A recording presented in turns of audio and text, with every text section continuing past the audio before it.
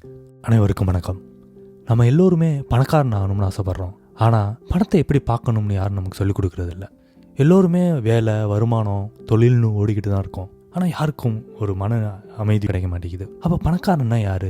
அதிகம் பணம் சம்பாதிக்கிறவரா? இல்லை, அது பணத்தை நம்ம எப்படி பார்க்குறோம், எப்படி கையாளுறோங்கிறத பொறுத்து தான் அமையுது. சமீபத்தில் சைக்காலஜி ஆஃப் மணிங்கிற புத்தகத்தை படித்தேன். அதிலிருந்து ஒரு 10 வழிமுறைகளை உங்களோட பகிர்ந்துக்க போகிறேன். நம்ம ஏன் நம்ம பணக்காரன் ஆக மாட்டேங்கிறோம்? எப்போ நமக்கு ஃபினான்ஷியல் ஃப்ரீடம் கிடைக்கும்னு உங்களுக்குள்ளே கேள்வி கேட்டுக்கிட்டு இருக்கீங்களா? அப்போ இந்த காணொலியை முழுசாக பாருங்கள். இதை கேட்டு முடிக்கும்போது பணத்தின் மீதான உங்களோட பார்வையே மாறும்னு நினைக்கிறேன். வாங்க பார்க்கலாம். Behaviour greater than knowledge. பணத்தை நிர்வாகம் செய்கிறதுங்கிறது நம்மளோட அறிவு சார்ந்த விஷயம் அல்ல, நம்மளோட ஒழுக்கம் சார்ந்ததும் நம்மளோட சுய கட்டுப்பாடும் சார்ந்து அமையுது. உதாரணத்துக்கு அருணுங்கிறவர் யூஎஸில் ஒர்க் பண்ணுறாரு, லட்சங்களில் சம்பாதிக்கிறாரு, நல்ல வீடு வாங்குறாரு, கார் வாங்குறாரு, ஆடம்பரமாக தன்னோட வாழ்க்கையை நடத்துகிறாரு. அதே இந்த பக்கம் குமார்னு ஒருத்தவர் ஒரு நகரத்தில் டீ கடை வச்சுருக்காரு. குறைவான வருமானம் தான் வருது, ஆனாலும் அதில் கொஞ்சத்தை சேமிக்கிறாரு. 20 வருடங்கள் கழித்து அருணுங்கிறவர்கிட்ட நிறைய காசு இருந்தாலும் அதிகமாக கடன் இருக்கு, மன நிம்மதி இல்லாமல் இருக்காரு. அதே குமார் ஒரு சின்ன இடத்துல ஒரு வீடு கட்டிக்கிட்டு மன நிறைவான வாழ்க்கையை நடத்திக்கிட்டு இருக்காரு. அப்போ இங்கே பணத்தை எப்படி கையாளுறதுங்கிறது ரொம்ப முக்கியமான செயலாப்படுது. அறிவு மட்டுமே நம்மளோட செல்வத்தை வளர்த்துடாது, நம்மளோட சுய கட்டுப்பாடும் ஒழுக்கமும் தான் செல்வத்தை வளர்க்கும். Luck and risk are brothers. பொதுவாக யாராச்சும் வெற்றி அடைஞ்சா அவங்கள பாராட்டுறதும், தோல்வி அடைஞ்சவங்க மேலே குத்தம் சொல்கிறதுமே நம்மளோட இயல்பாக இருக்கும். உங்களுக்கு தெரியுமா, வெற்றி தோல்வியை வச்சு ஒருத்தரோட திறமையை மதிப்பிட முடியாது. அதுக்கு பல காரணிகள் இருக்கும். ஒருவருக்கு நல்ல அதிர்ஷ்டம் இருக்கலாம், இன்னொருத்தவருக்கு அது பயனளிக்காமல் போயிருக்கலாம். உதாரணத்துக்கு தீபிகாவும் கவிதாவும் 2 நண்பர்கள். அவங்க ஒரு சின்ன கிராமத்தில் படிக்கிறாங்க. 2 பேருக்குமே மருத்துவராகணும்னு கனவு இருக்குது. தீபிகாவோட அப்பாவுக்கு சென்னையில் வேலை மாறுதல் கிடச்சி தீபிகாவோட குடும்பம் சென்னைக்கு மாறுறாங்க. அங்கே அவளால் ஒரு நீட் கோச்சிங் சென்டரில் படித்து நீட் தேர்வு எழுத முடியுது. அதில் அவள் தேர்ச்சியும் பெறா. அதுவே கவிதா ஒரு சின்ன கிராமத்தில் அவளாக படித்து நீட் தேர்வு எழுதுகிறா. ஒரு 2 மதிப்பெண்களில் தன்னோட வெற்றியை தவற விட்டுடுறா. இப்போ இங்கே கவிதா திறமையற்றவள்னு சொல்ல போகிறோமா? கவிதாவை விட தீபிகா தான் திறமையானவள்னு சொல்ல போகிறோமா? தீபிகாவுக்கு ஒரு சின்ன லக் உதவி இருக்குது. அவங்க குடும்பம் சென்னைக்கு போனதுனால அவளால் அந்த நீட் கோச்சிங் சென்டரில் படிக்க முடிஞ்சிச்சு. ஆனால் கவிதாவுக்கு அந்த வாய்ப்பு கிடைக்கல. அப்போ இவங்க 2 பேரோட திறமையும் நம்ம எதை வச்சு மதிப்பிட போகிறோம்? அவங்களோட வெற்றி தோல்வியை வச்சா? இல்லை. அப்போது ஒருவரோட திறமையை நம்ம மதிப்பிடணும்னா அதுக்கு பின்னாடி பல காரணிகள் இருக்கும். அதை ஆராய்ந்து நம்ம செயல்படணும். Power of compounding.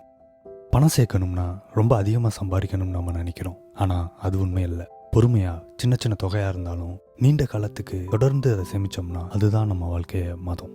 சிவான்னு ஒரு சாதாரண இளைஞன் மாதம் 500 சேமிக்க ஆரம்பிக்கிறான். அவனோட நண்பர் ராஜு, என்னடா வெறும் 500 சேமித்து என்ன பெரிய வாழ்க்கையில் என்னத்தை பெரிய சாதிக்க போகிற, பெருசாக என்னத்தை சம்பாதிச்சிட போகிறேன்னு கிண்டல் பண்ணுறான். ஆனால் சிவா கேட்கல, தொடர்ந்து அதை சேமிச்சுக்கிட்டே வர்றான். ஒரு 25 வருடங்கள் கழித்து சிவாவிடம் ஒரு லட்சக்கணக்கான ரூபாய்கள் சேமிப்பில் இருக்குது. ஆனால் ராஜுவிடமோ ஒன்றும் இல்லை, வறுமையில் தான் இன்னும் வாழ்ந்துக்கிட்டு இருக்கான். இதுதான் காம்பவுண்டிங்கோட பவர். சின்ன தொகையாக இருந்தாலும் நீண்ட நாட்களுக்கு தொடர்ந்து சேமித்தோம்னா அது பெருத்த பலன் தரும். வாரன் பஃபெட் சிறந்த முதலீட்டாளர்னு நம்ம எல்லோருக்குமே தெரியும். ஆனால் அவர் பெரும்பாலான பணத்தை சம்பாதிச்சது 50 வயதுக்கு மேலே தான். ஆனால் அவர் 10 வயதிலேயே முதலீடு பண்ண ஆரம்பிச்சிட்டாரு. அப்போ இத்தனை வருடங்களாக அவர் பொறுமையாக முதலீடு பண்ணிக்கிட்டு காத்திருந்தார். அதனோட பலனை அவர் அனுபவிச்சுக்கிட்டு இருக்காரு. ஒரு மரம் எப்படி பொறுமையாக வளருமோ அது போல தான் நம்ம பணமும். ஒவ்வொரு வாரமும் வேற தேடி எவ்வளோ ஆழத்துக்கு போயிருக்குன்னு தோண்டி பார்க்கணுங்கிற அவசியம் இல்லை. பொறுமையாக இருந்தோம்னா அதனோட பலங்களை நம்ம ருசிக்கலாம். தொடங்குவது முக்கியமல்ல, மிக சிறிதாக இருந்தாலும் நீண்ட காலம் செஞ்சோம்னா அதுதான் சிறந்தது. Enough is power. நம்ம வாழ்க்கை நிம்மதியாக தான் போய்கிட்டு இருக்கோம். ஆனாலும் நம்ம மனசு இன்னும் கொஞ்சம் வேணும், இன்னும் கொஞ்சம் வேணும்னு பறந்துக்கிட்டே இருக்கும். ஒரு பதவி உயர்வு வந்ததுக்கப்புறம் இன்னொரு பதவி உயர்வு வேணும்னு தோணும். பல லட்சங்களை சம்பாதிச்சதுக்கப்புறமும் இன்னும் பல லட்சங்கள் வேணும்னு தோணும். ஒரு கடை வெற்றியாக ஓட ஆரம்பிச்சிருச்சுன்னா இன்னும் 2 கடை திறக்கணும்னு தோணும். இது கேட்க சாதாரணமாக தான் இருக்கும், ஆனால் இதுவே நம்ம வாழ்க்கையில் பெரும் ஆபத்தாக கூட அமையலாம். லட்சுமின்னு ஒரு பொண்ணு துணிக்கடை வச்சுருக்கா. நல்ல வருமானம், அமைதியாக அவங்க வாழ்க்கை போய்கிட்டு இருக்கு. ஆனால் அவங்களுக்கு திடீர்னு இன்னும் 2 கடை திறக்கணும்னு ஆசை வருது. பேங்க்கில் லோன் வாங்கி இன்னும் 2 கடை ஆரம்பிக்கிறாங்க. நல்லா போய்கிட்டு இருந்த கடை திடீர்னு ஒரு பெரும் நஷ்டத்தில் போக ஆரம்பிச்சிருச்சு. அந்த கடையை மூட வேண்டிய சூழல். எல்லாத்தையும் மூடிட்டாங்க. லட்சுமிக்கு நமக்கு என்ன தேவை, எவ்வளோ போதுங்கிறது தெரியலை, எங்கே நிறுத்தணும்னு தெரியாததால் அவங்க வாழ்க்கையே வீணாயிருச்சு. நாமளும் அப்படி தான், நமக்கு என்ன தேவை, எவ்வளோ தேவைங்கிற புரிதலே நமக்கு இல்லாமல் போய்கிட்டு இருக்கோம். அது மிகப்பெரிய ஆபத்தை உண்டு பண்ணும். அதிகமாக பணத்தை சேர்ப்பதை விட நமக்கு தேவையான அளவு சேர்ப்பது சிறந்த வழியாக இருக்கும். ஒரு மனிதனுக்கு போதும்னு சொல்ல தெரிஞ்சிட்டா அவன் பல ஆபத்துகளில் இருந்து தன்னை காப்பாற்றிக்கிற வழியை தேர்ந்தெடுத்துட்டான்னு அர்த்தம். Wealth is what you don't see. நம்ம எல்லோருமே ஒரு ஃப்ளாஷி லைஃப் ஸ்டைலை பார்த்து ஈர்க்கப்படுவோம். ஆனால் அது நிஜம் இல்லை. யாராவது ஒருத்தவங்க ஒரு ஆடம்பர காரில் வரும்போது அவங்கள பார்த்து இவங்க ரொம்ப பணக்காரராக இருப்பாரோ அப்படின்னு யோசிப்போம். ஆனால் அவங்க கிரெடிட் கார்டு பில்லை பற்றியோ அவங்களோட இஎம்ஐயை பற்றியோ நம்ம யோசிச்சிருக்க மாட்டோம். உண்மையான செல்வங்கிறது அந்த செலவிடப்படாத பணத்தில் தான் இருக்குன்னு சொல்கிறாங்க. சுரேஷ்னு ஒருத்தவர் இன்ஸ்டாகிராம் செலிப்ரிட்டி. அவர் ஒரு ஆடம்பரமாக கார் வாங்குறாரு, அதை இன்ஸ்டாகிராமில் போஸ்ட் பண்ணுறாரு, ரொம்ப தன்னை பந்தாவாக காட்டிக்கிறாரு. ஆனால் அவர் அதை எல்லாத்தையுமே லோனில் வாங்கியிருக்காரு. திடீர்னு ஒரு நாள் அவரோட பிரபலம் வாங்க தொடங்குது. அப்போ தன்னோட கிரெடிட் கார்டு பில்லை கட்ட முடியலை, கடன் அதிகமாக வாங்கிக்கிட்டே இருக்காரு. அவரோட வாழ்க்கை பெரும் சிக்கலில் முடியுது. அதே இந்த பக்கம் கார்த்திக்னு ஒருத்தவர் ஒரு சின்ன கார் வச்சுருக்காரு. பெரிய ஆடம்பர செலவுகள்லாம் இல்லை, தன்னால் முடிஞ்ச அளவு சேமிச்சுக்கிட்டு தன்னோட வாழ்க்கையை எளிமையாக நகர்த்துறாரு. அவரோட வாழ்க்கையில் செல்வம் கொஞ்சம் கொஞ்சமாக சேர்ந்துக்கிட்டே வருது. மார்கன் ஹவுசல் இந்த புத்தகத்தில் செல்வங்கிறது நம்ம வாங்குகிற கார்லேயோ வாங்குகிற வீடுகள்லையோ நம்ம செலவு செய்கிறதுலையோ இல்லை, நம்மக்கிட்ட எவ்வளோ பணம் சேமிப்பில் இருக்குங்கிறத பொறுத்து தான் நம்மளோட செல்வம் கணக்கிடப்படும் அப்படிங்கிறாரு. அடுத்தவங்க பார்க்குறாங்கங்கிறதுக்காண்டி ஆடம்பரமாக செலவு செய்கிறவங்க வெகு விரைவாகவே அவங்களோட சேமிப்புகளை இழப்பாங்கன்னு சொல்கிறாரு. ஆடம்பர செலவை தவிர்த்துட்டு சேமிச்சாவே நம்ம வாழ்க்கையில் உயர்ந்திடலாம்னு நம்ம புரிஞ்சுக்கணும். Getting rich not equal to staying rich. பணம் சம்பாதிக்க ஒரு திறமை தேவைன்னா அதை விட அதிக திறமை அந்த பணத்தை நம்ம வாழ்நாள் முழுக்க தக்க வச்சுக்கிறதுக்கு தேவைப்படும். கார்த்திக்னு ஒருத்தவர் ஒரு ஸ்டார்ட் அப் ஆரம்பிக்கிறாரு. நல்ல முதலீடுகள், சந்தை ஏற்றத்தில் இருக்கிறதுனால லாபங்கள் அதிகமாக சம்பாதிக்கிறாரு. கூடிய விரைவிலே பெரும் செல்வந்தராகவும் மாறுறாரு. ஒரு சின்ன சந்தை சரிவு அவரோட லாபத்தை எல்லாத்தையும் அழிச்சிருச்சு. அவர் எங்கே ஆரம்பித்தாரோ அதே இடத்துக்கு மீண்டும் வந்துட்டார். முருகனுங்கிறவர் ஒரு டெக்ஸ்டைல் வச்சுருக்காரு. அவர் அதிகமாக கடன் வாங்கலை, தன் சேமிப்பில் இருந்த முதலீடை போட்டு கடையை நடத்துகிறாரு. நிதானமாக வளர்கிறாரு. எந்த சந்தை சரிவுகளும் அவளை அவ்வளோ பாதிக்கலை. அவரோட வாழ்க்கை பெரிய ஏற்றமோ பெரிய இறக்கமோ இல்லாமல் நகர்ந்துக்கிட்டு இருக்குது. பணத்தை சம்பாதிக்க 1000 வழி இருக்குது. ஆனால் அந்த பணத்தை நம்ம கூட தக்க வச்சுக்கணும்னா சிக்கனமும் அந்த பணத்தின் மீதான ஒரு பயமும் தேவை. பணம் சம்பாதிக்க நமக்கு வெறும் தைரியமும் திறமையும் இருந்தால் போதும். ஆனால் அதை நம்ம கூட தக்க வச்சுக்கிறதுக்கு அதை விட அதிக தேவைப்படுது. Save without a reason. பொதுவாக நம்ம சேமிக்கணும்னா அதுக்கு ஒரு காரணம் தேவைப்படும். உதாரணத்துக்கு பிள்ளைகளோட படிப்பு, திருமணம், மருத்துவ செலவுன்னு ஏதோ ஒரு காரணம் இருக்கும். அப்படி எந்த ஒரு காரணமும் இல்லாமல் சேமிக்கிற பணம் நம்ம வாழ்க்கைக்கு பெரும் பங்காற்றும்னு உங்களுக்கு தெரியுமா? கணேஷ்னு ஒருத்தவர் ஒரு நல்ல வேலையில் இருக்கார், நல்லா சம்பாதிக்கிறாரு, பல சேமிப்பு திட்டங்களில் முதலீடு பண்ணியிருக்காரு. ஆனால் கொஞ்சம் பணத்தை எந்த ஒரு காரணமும் இல்லாமல் வங்கி கணக்கில் சேமிச்சுக்கிட்டே வர்றாரு. சில வருடங்கள் கழித்து திடீர்னு அவருக்கு வேலை இழப்பு ஏற்படுது.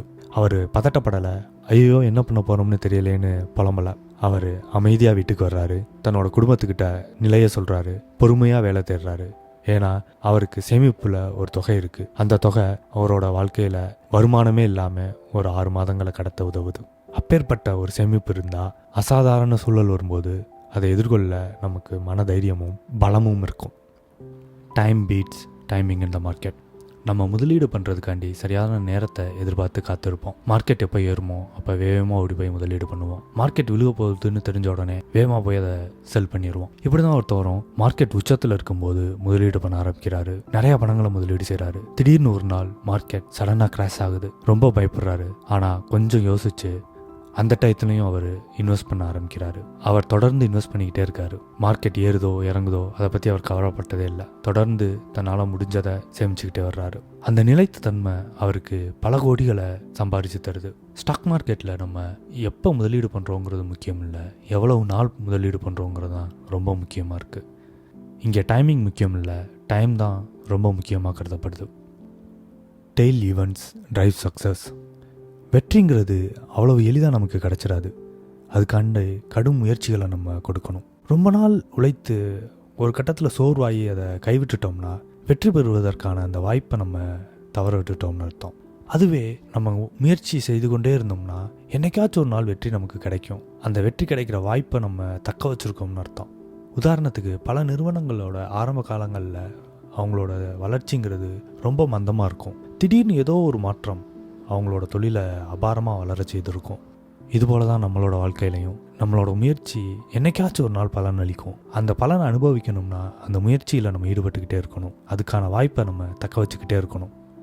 Freedom is the real wealth. செல்வந்தராக இருப்பதுனா என்ன? கோடிக்கணக்கில் வங்கியில் பணம் வச்சுருக்கதோ, பெரிய வீடு வச்சுருக்கதோ, ஆடம்பர கார்கள் வச்சுருக்கதோன்னு நினைக்கிறீங்களா?